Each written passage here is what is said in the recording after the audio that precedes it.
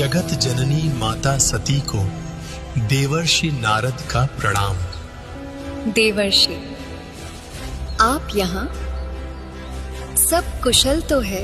आपकी कृपा से सब मंगलमय है माता, पर एक समाचार है जो आपको अवश्य बताना होगा।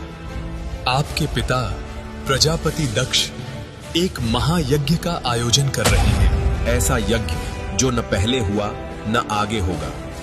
समस्त देवता ऋषि मुनि आमंत्रित हैं। ब्रह्मदेव माता सरस्वती के साथ पधार रहे हैं। देवर्षि, क्या मेरे पिता ने स्वयं महादेव को आमंत्रण नहीं भेजा? क्षमा करना माता, लेकिन आप और महादेव आमंत्रित नहीं हैं। इतना सुनते ही माता सती की आंखें सिकुड़ गईं और वह तुरंत महादेव के पास दौड़ी। महादेव, अभी अभी पता चला पिताश्री महायज्ञ कर रहे हैं। हमें अभी चलना चाहिए। सती, बिना आमंत्रण जाना उचित नहीं। स्वामी, शायद पिताश्री भूल गए होंगे। मैं उनकी सबसे प्रिय पुत्री हूँ। मुझे आमंत्रण की क्या आवश्यकता? महादेव ने लाख समझाया, पर सती जिद पर अड़ी रही। अंततः माता सती क्रोधित होकर बोली, बस स्वामी, वो मेरे पिता हैं। मेरी अनुपस्थिति उनका अपमान होगा। आप नहीं आना चाहते तो मत आइए, मैं अकेली चली जाऊंगी। सती, ठहर जाओ। नहीं, आप कैलाश पर रहिएगा जब तक मैं स्वयं आपको न बुलाऊं। सती, ये किस दुविधा में डाल दिया तुमने मुझे? माता सती कैलाश त्याग कर अकेली ही निकल पड़ी, बर्फीली चोटियों से होती हुई और घने वनों की गहराइयों से गुजरती हुई अपने पिता दक्ष के महल की ओर। दक्ष का महल सोने चांदी से सुसज्जित था।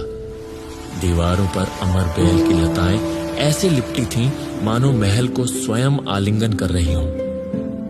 हवा में केसर की मधुर गर्माहट भरी सुगंध तैर रही थी।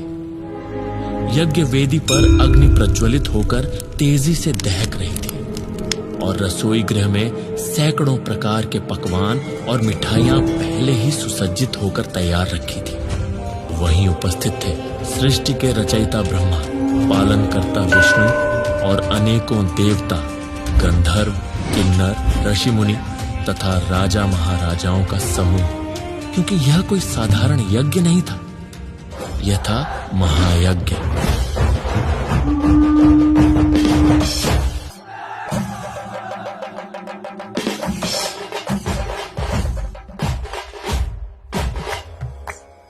स्वागतम शुभ स्वागतम।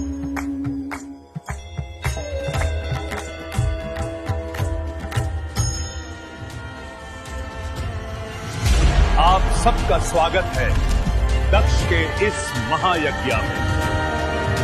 महायज्ञ आरंभ हो चुका था। भूर्भुवस्वः तत्सवितुर्वरेण्यं भर्गो देवस्य धीमहि धियो यो नः प्रचोदयात्।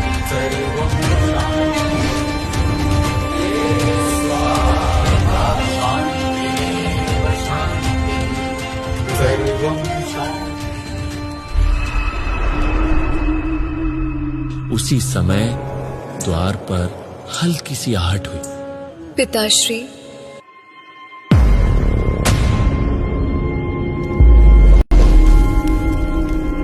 पिताश्री, मैं आ गई। शायद आप मुझे और महादेव को आमंत्रण देना भूल गए, इसलिए मैं स्वयं चली आई। बारंबार पिताश्री कहकर मेरा अपमान करना बंद कर कन्या। बस कर सती अपना ये ढोंग। पिताश्री, अघोरियों और उनके साथ रहने वालों का इस दिव्य यज्ञ में कोई स्थान नहीं। जा यहाँ से, लौट उस अघोरी शिव के पास। महादेव ने ठीक कहा था, मुझे यहाँ नहीं आना चाहिए था, पर पिता के प्रति प्रेम में मैंने उनकी बात नहीं मानी। अब मैं कैलाश भी वापस नहीं लौट सकती। बस कर सती अपना ये ढोंग। तू उस अघोरी शिव के साथ रहकर उसी जैसी बन गई है। इन्हीं शब्दों ने सती के हृदय में अग्नि जला दी। अब वह केवल दक्ष की पुत्री न रही, सती का स्वरूप बदल गया। वह जगत जननी का विराट रूप धारण कर चुकी। ये सब ढोंग है, सब माया है।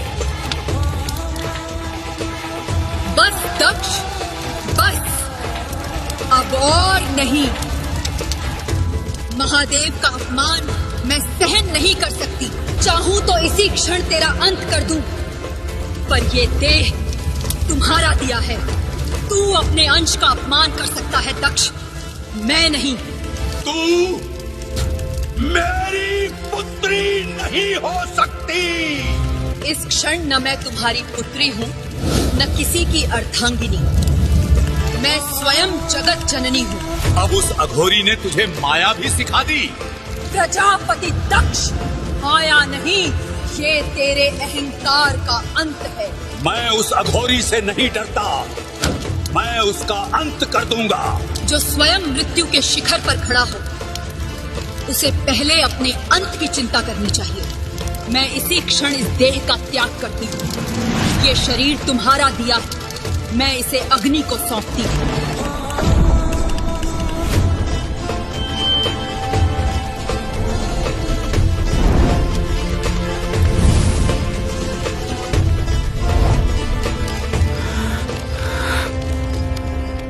कैलाश पर्वत पर जहां महादेव अपनी दिव्य दृष्टि से सब कुछ देख रहे थे, किंतु माता सती के वचनों के कारण अब भी मौन थे। उधर माता सती ने अपने योगाग्नि से स्वयं को भस्म कर दिया और अंतिम श्वास में केवल एक ही नाम लिया, शिव।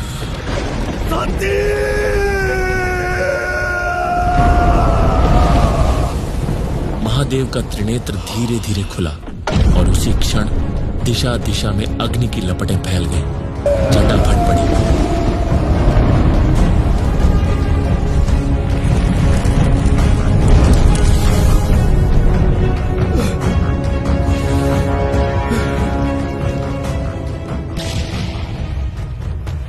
क्रोध की प्रचंड अग्नि